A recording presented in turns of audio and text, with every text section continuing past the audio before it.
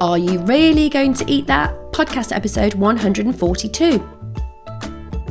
Hey there, I'm your host Wendy Hill and I'm a naturopathic nutritional therapist and expert in female hormone health. I specialise in helping women gain confidence and understand their bodies, allowing them to shine. I'm a huge foodie and this podcast allows me to bring you an eclectic mixture of guests where food and health is our uniting passion. Hello and welcome to this week's episode of the podcast. I am absolutely delighted that you guys are joining me this week. Thank you so much for being here. This episode is a real sort of like, what can we do? And I've got 5 top tips for you. So tip number 1 is retrain your taste buds. So if you are we can build up like a resistance to sugar. We build up a taste sensitivity to it, a bit like chili. People who eat a lot of chili build up like some kind of taste sensitivity, and sugar is the same. Our kind of sugar receptors downplay. And so people who eat lots of sugary foods will eat more sugary foods. So actually, it can be beneficial if you are really struggling with cutting out sugar, is to actually cut it out. I know it's like sounds like a contradiction, but actually cut it out for a few weeks. And this will help to retrain your taste buds. Think of it a little bit like an alcoholic. You wouldn't expect an alcoholic to say, right, I'm not drinking any alcohol anymore, and then to go to a pub and manage not to have it.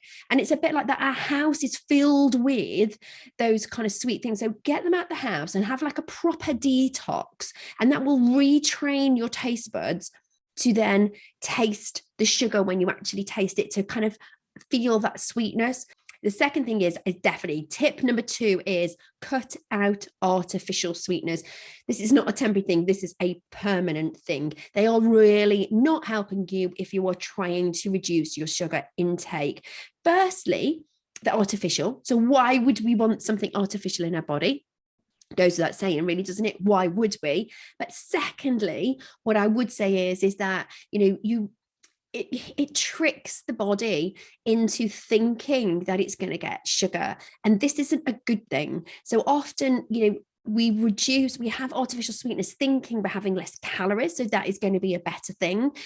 But actually, if we're telling our body that it's going to get something and then we don't, it can drive that kind of desire for food. Firstly, it's expecting some calories, so it's expecting something, some kind of energy. And if we have artificial sweetness and it's like 0 calorie something, we're getting nothing. So our body's got nothing to process, even though we've told it, get ready, there's some food coming in. Sweet receptors in the mouth is expecting some food coming in. So it's really, really not good for you.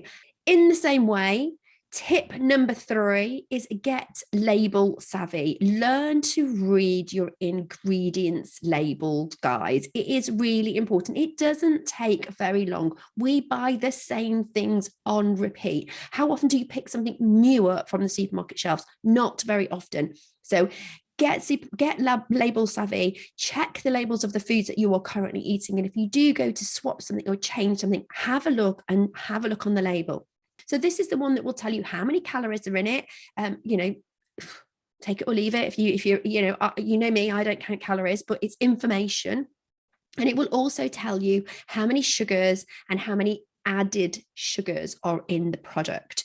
And that really is the key, is you want to be thinking about that making sure that it hasn't got added sugars.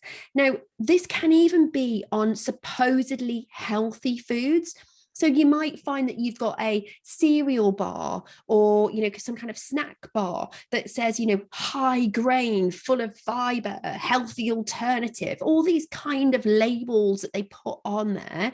But actually, when you look at the back, it's full of added sugar. So if you're going to go for a snack bar or something, what you want is something that's got ingredients in there that you recognize. I'm a big fan of these ones where they have, I don't need my glasses to read the ingredients label, and it's got 4 or 5 ingredients, and it's fruit and nuts and maybe a bit of maple syrup or honey to hold it together kind of thing.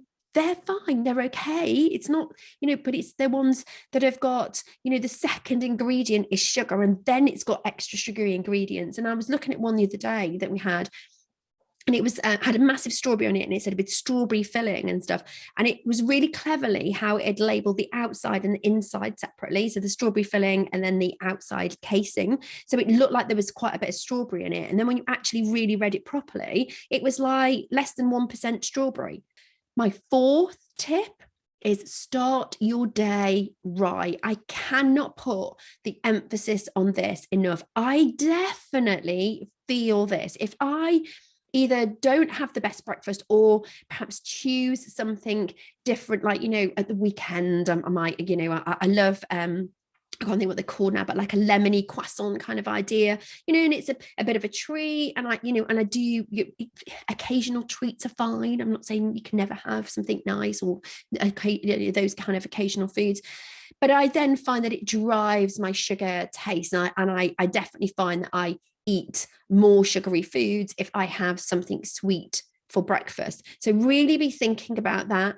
First first reason is it's going to cause me a blood glucose rush. So it's going to cause my glucose to spike, my insulin to spike, and then I get a drop afterwards, an energy drop. And so that drives that kind of that instant gratification need. And, our body knows, if you go back and listen to episode 1 through now, our body knows that sweet is going to give us a quick hit. So I find that it really drives me to eat more sweet foods. So thinking about what you're having for breakfast, if you're having a cereal, a sugary laden cereal, that's probably not the best thing to be having. So either building on what you're having already by maybe adding something like a nut butter and some like fruit that's got fiber with it, so it's harder for our bodies to break down, or swapping it for a more savory breakfast. Always make sure that you're having protein with your breakfast. This is really the key thing first thing in the morning, is starting your day right. Don't have those processed foods that we're going to turn into glucose really quickly. And having a good source of protein will help you stay fuller for longer. And my final tip number 5, is find a new reward. I hear this all the time from clients and friends and family and random people on the street that just say, oh, well, it was just a little treat. I'd had a tough day, or I felt like I deserved it, so I treated myself. Find something that isn't food related that works as a reward for you. It's a much better option and is much better for your health and well-being as well. So there you go.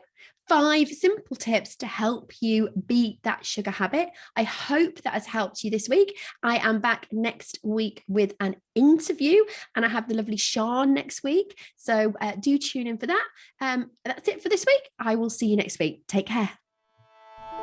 Thank you for watching this excerpt of this week's Are You Really Going to Eat That podcast? If you'd like to listen to the full episode, then the link is in the notes below.